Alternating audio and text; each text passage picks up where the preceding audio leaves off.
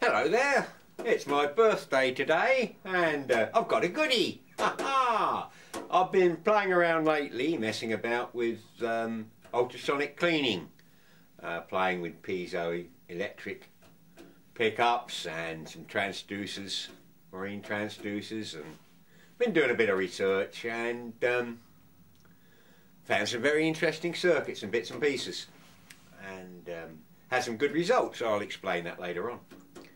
But I looked on YouTube at various things, and ultrasonic cleaning is an immense subject.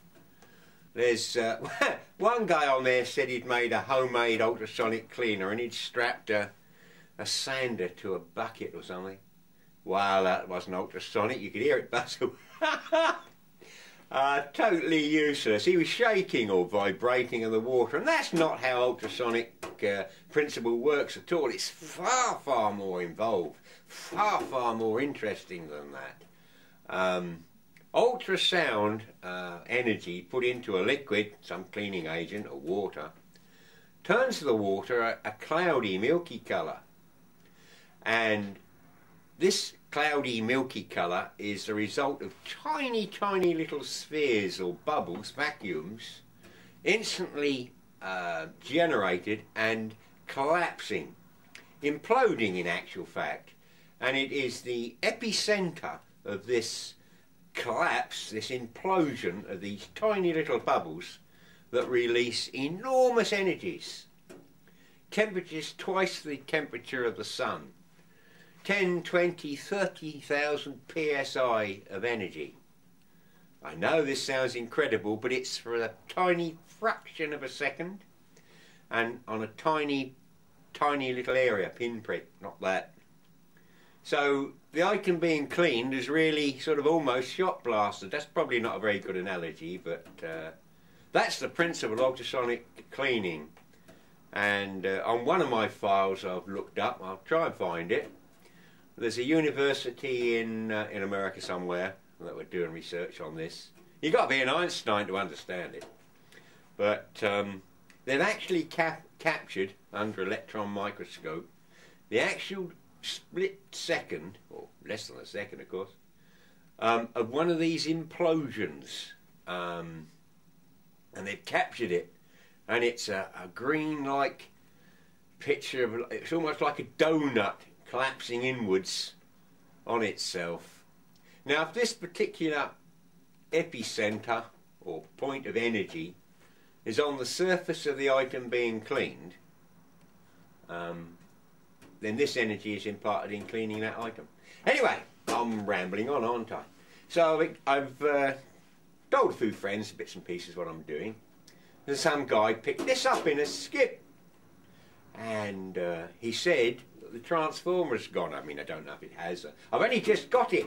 The guy just delivered it this morning on the back of his motorbike. And so he got this old unit, it's donkey's years old, just as I've got it. I haven't inspected it yet. And here's an old tank. It's filthy dirty and all wants sort of cleaning out, but it says there, ultrasonic transducer. Bensonic, never heard of them. Industries, Bedford, in England. Oh, well, it's got a serial number, and well, perhaps I can find something up about it. Anyway, we'll open up the case and we'll investigate whether I can do anything with this. Ha ha! Did I say it was my birthday?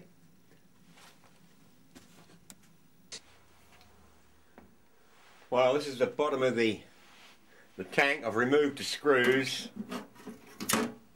Let's have a look. Oh wow! Hey, that's what I call a transducer. Hee hee! I'm like a kid at Christmas. Yeah, I got use for that. Oh yes, I've been looking for something of that size. I've got in one of my files, I've got a self-starting, self-oscillating simple circuit that will drive that. I suspect the big unit here is, because of its age, is probably a valve-driven type of oscillator, but we'll have a look.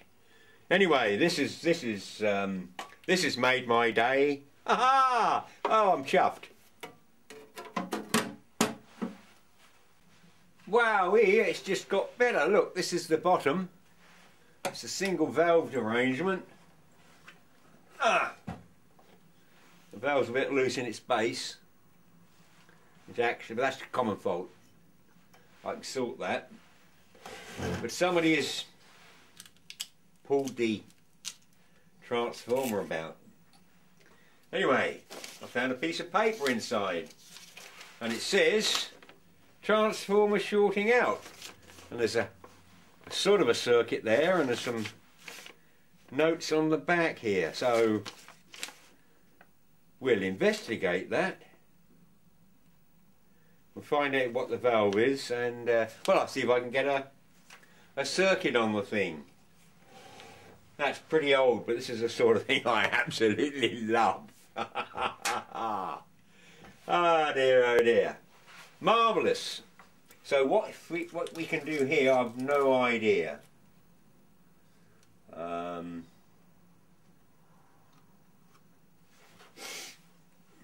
Doesn't smell. Anyway.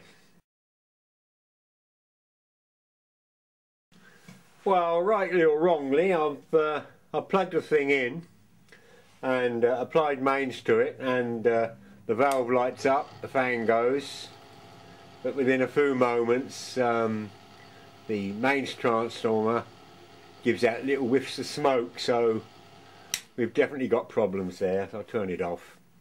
So whether I can rewind this, I don't know, but poor old chap don't give up that easy.